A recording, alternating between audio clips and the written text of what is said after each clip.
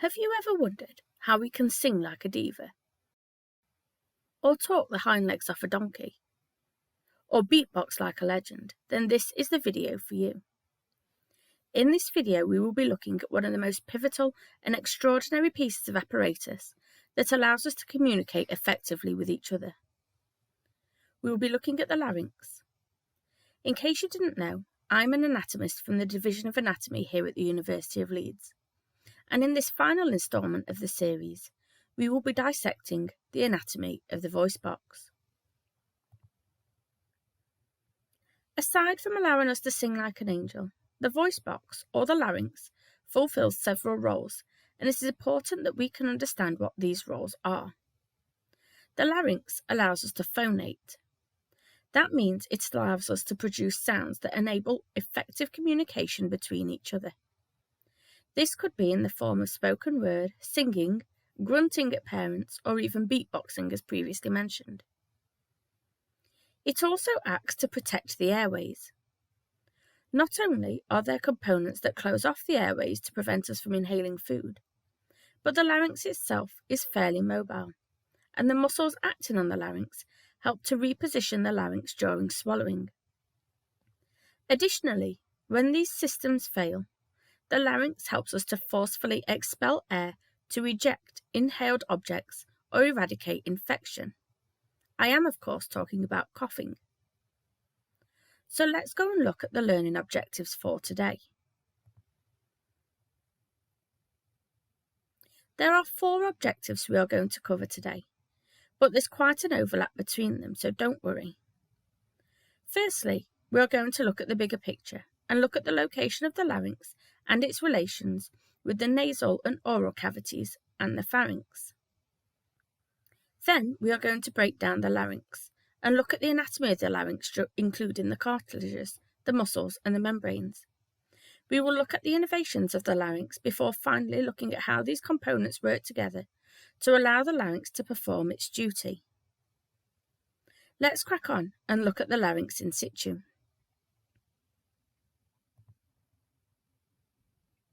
We have seen this image before during the video of the tongue, pharynx, esophagus and stomach. So let's quickly recap the regions that the boxes represent. This is the nasal cavity, the oral cavity, and this large green posterior box represents the pharynx. This can be divided into regions of the pharynx, the most superior being the nasopharynx. Below this is the oropharynx, and below this the laryngopharynx, and this communicates with the esophagus, allowing for the passage of food into the stomach. So that leaves only this area, the focus of today's topic, the larynx. Let's make this look more like it should and throw in a sketch of the larynx and the pharynx. So on the right, we can see the anatomy that we need to explore. But let's find some things that we already know. This shows the inferior constrictor muscle of the pharynx. We can see the change of direction in fibres down here as we move into the esophagus. The larynx sits superiorly and anteriorly to the pharynx and leads directly into the trachea. Before moving on, we should look at the larynx in the cadaver, because it's not quite so easy to see as this. When we come onto anxiety and pain management practicals, I will make sure to get a specimen out with the larynx in situ so you can appreciate how small it is, because textbook images just don't allow us to appreciate this little powerhouse. So here we are. Can you see the larynx? This might help. Here you can see the larynx sitting anterior to the laryngopharynx and anterosuperior to the esophagus. Let's recollect ourselves and look back at today's learning objectives. So the next thing we are going to look at is the anatomy of the larynx, including the membranes, nerves, muscles and cartilages of the larynx. except allied, because the first cartilage is not a cartilage at all, and it's not even part of the larynx. But it has an important role in the larynx, which is why I've included it. This is the hyoid bone. We've met this bone before, the free-floating bone that sits in the neck. There are a pair of extrinsic laryngeal muscles that attach to this hyoid, which we'll meet in a short while, and also a couple of large membranes, which is why we cannot escape the hyoid in the room when discussing the larynx. Moving on, let's look at the largest of the cartilages of the larynx. This is the thyroid cartilage, on which the thyroid gland sits. On the image on the left, we are looking at the cartilage from a posterior perspective, with the right side of this image having been cut away to reveal some of the structures that would otherwise be obscured. The image on the right is looking at the thyroid cartilage from a lateral perspective, with the anterior being here and the posterior being here.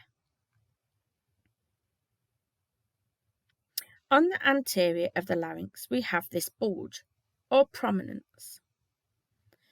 Because it is of the larynx, this is the laryngeal prominence, or as it is also known, the Adam's apple.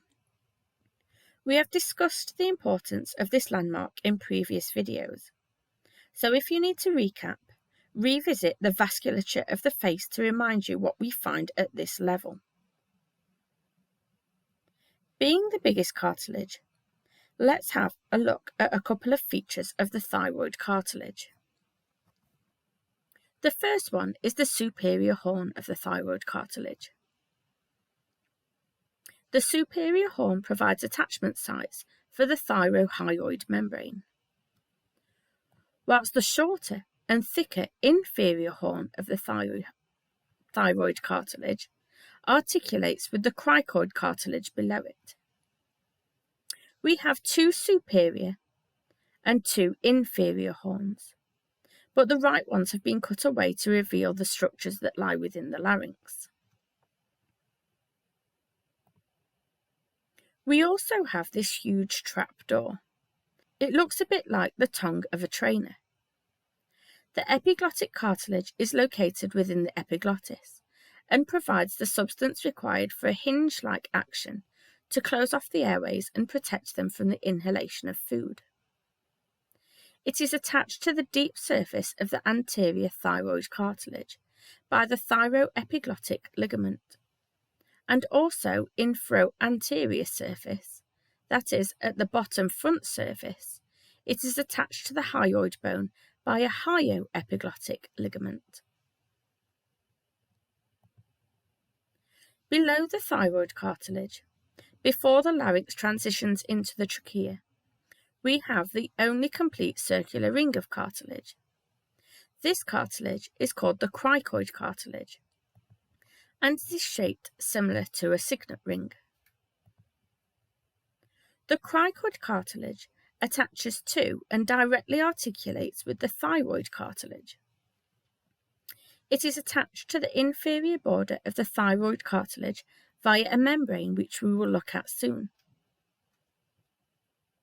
On the top of the cricoid cartilage, we have two arytenoid cartilages. These are very mobile and act to open and close the vocal folds, allowing us to produce sound, amongst other things. They have the ability to abduct relative to each other. That means they can move away. But they also have the ability to adduct, which means move together. This will become more clear when we look at an animation in a short while. On the back of the arytenoids, we have a location of muscle attachments, so this is called the muscular process of the arytenoids.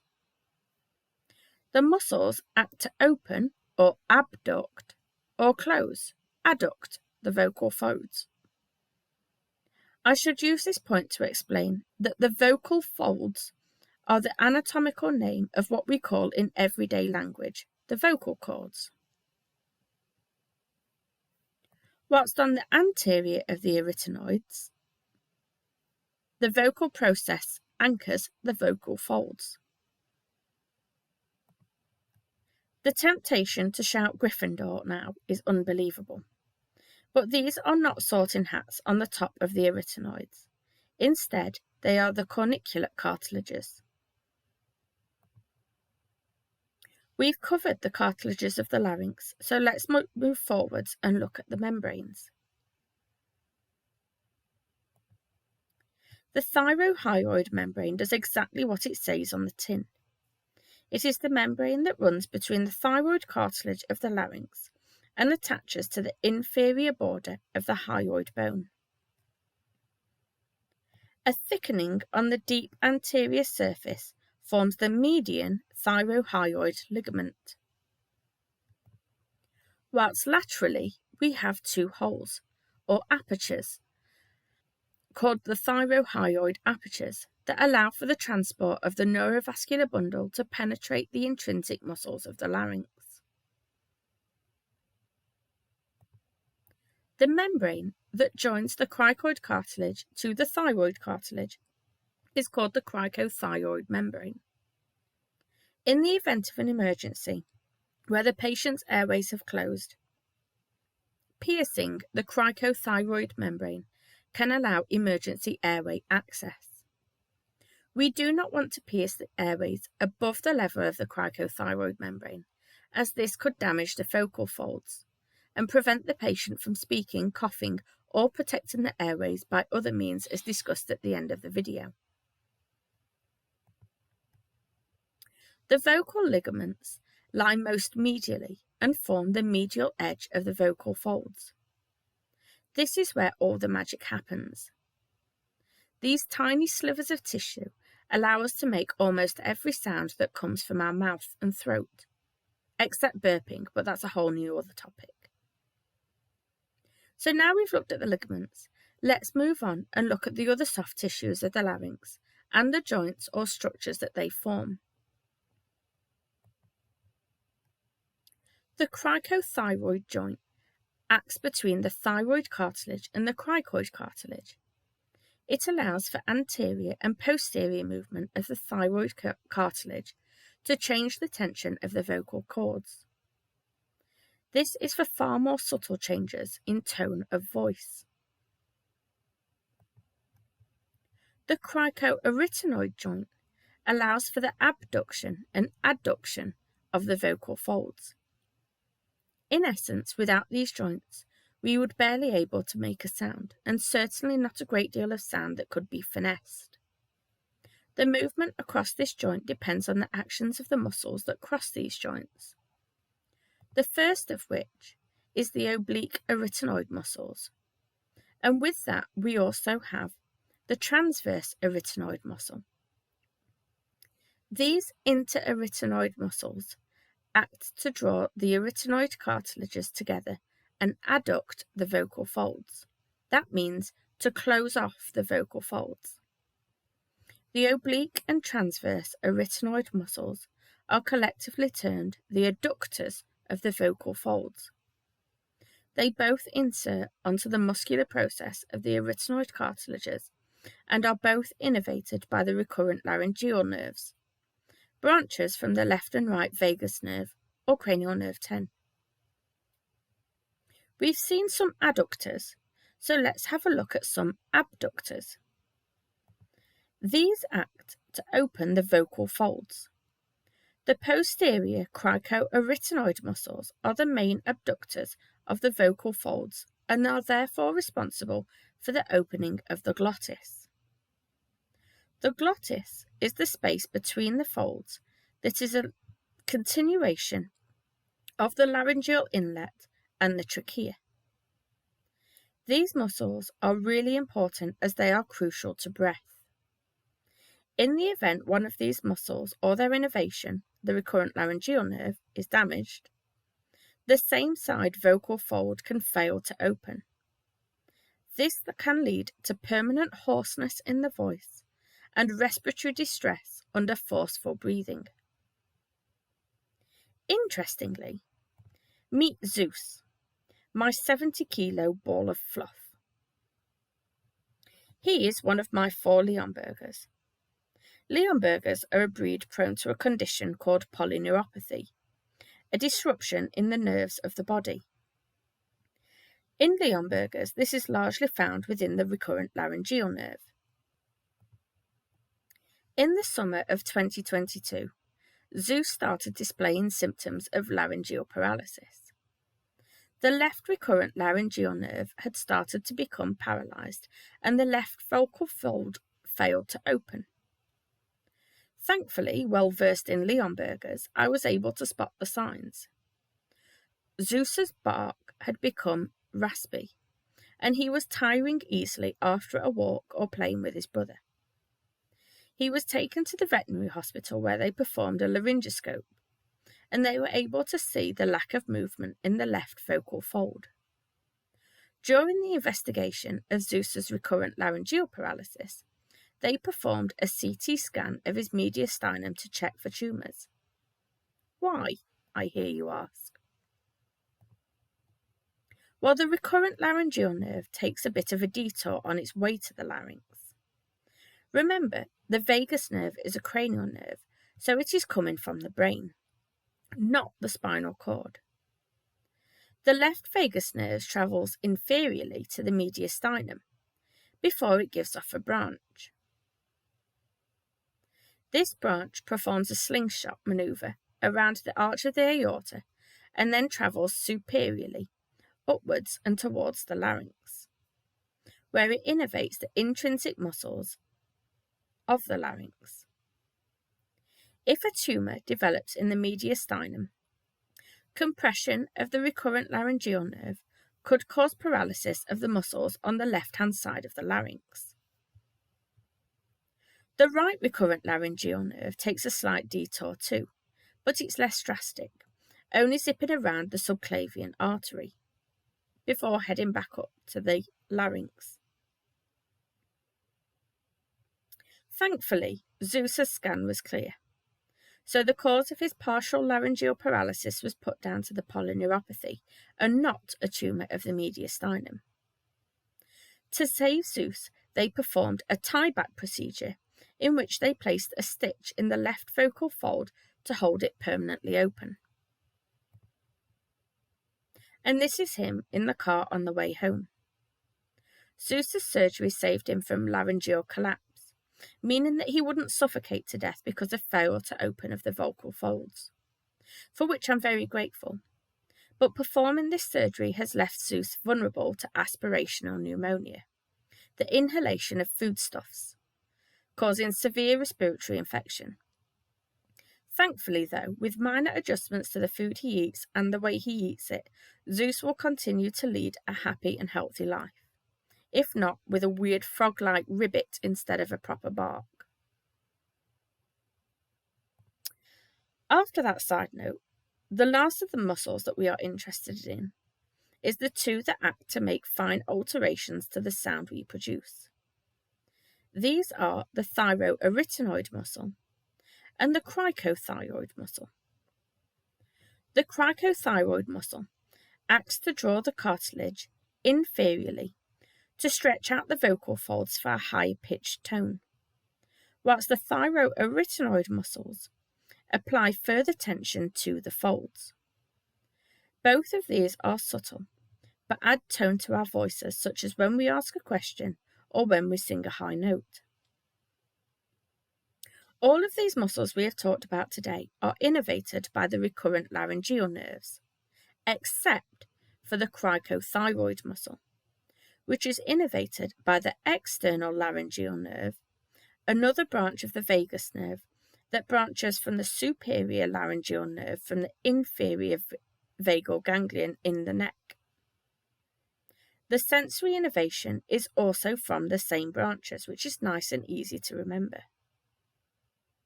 Now, I know that was a lot, and we took a few detours on the way, but hopefully that slightly unconventional clinical case will help you remember the innervations of the larynx. But let's take a step back and recap the learning objectives. We have looked at the location of the larynx within the neck and around the pharynx. We have also looked at the components and the innervations of the larynx with a slight furry detour. but it is now time to have a look at how these components work together. Here is a superior view of the larynx, and in this animation I have created, we can see how the arytenoid cartilages are able to articulate in a manner that allows for abduction and adduction of the vocal ligaments, and thus the vocal folds. The adduction is created by the adduction muscles, or the adductors. These are the interarytenoid muscles, as previously said. They are the transverse and oblique arytenoid muscles. This is a really stripped back version so we can see the full action. But if I just colour in the bits of interest before we look at some still pictures, then this will help you to see how the anatomy changes according to the muscle's function.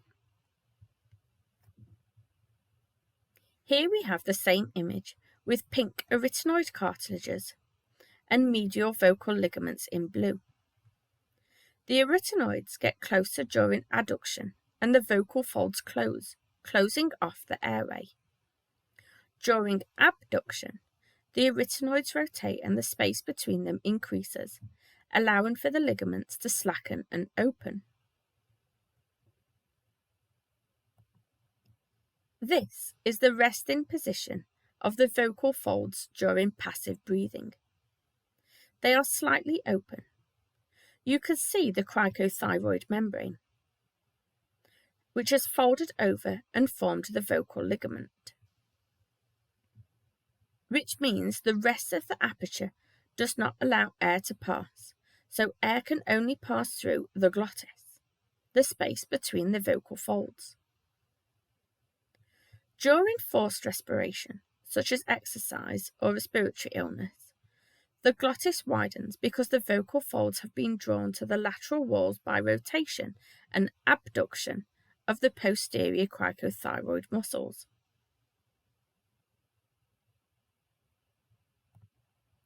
Normal speech is represented here. This would be called normal phonation.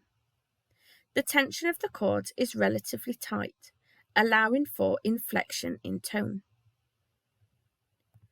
Whilst finally, the extreme tension and complete occlusion of the folds allows us to whisper. Air is leaving in the posterior space and the words are formed by our mouth. Very little tone can be generated during a whisper because of the nature of the whisper is the closing of the folds. Any minor inflections within whisper are generally generated by the shape of our mouth rather than that of our vocal folds. Well, that's it for phonation. But what about the larynx's other roles in the protection of the airways? In this scan, we can see the action of swallowing. As indicated, we can see the pineapple juice in the mouth. We can see the action of the tongue as the liquid is pushed back into the oral cavity and then into the oropharynx.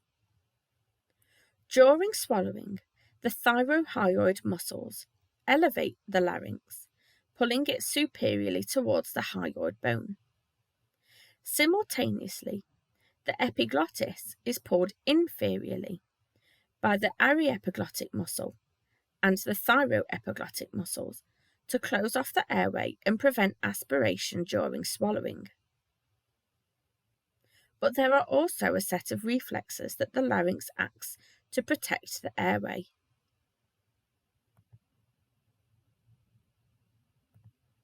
The glottic closure reflex is extremely sensitive to touch, whether that be through aspiration of food or drowning. In the event we are submerged in water, the vocal folds snap shut to prevent water entering the lungs. We also have a laryngeal cough. When we cough, we normally take a big breath of air and force air out at a high speed to dislodge what is ever there. However, a laryngeal cough is in response to something that is touching the larynx. If something is sat on the larynx when we take a deep breath of air before coughing, we are going to inhale it into the trachea. The laryngeal cough prevents this. The glottis is closed, and a small puff of residual air is pushed against the closed vocal folds until enough pressure has built up to expel the debris from the larynx. The final reflex to touch on is the gag reflex. If we prematurely swallow, a gag reflex between the pharynx and the larynx prevents the liquid slipping down into the larynx and potentially into the trachea. That was a lot of information, so let's recap what we have looked at. We have visited the location of the larynx, and we have discussed this in relation to the pharynx and the trachea. We have also had a look at the components of the larynx, including the innervation and the role of the recurrent laryngeal nerve, which is where you met Zeus. And finally, we linked this all together to look at the functions of the larynx during phonation and the protective role over the rest of the airways.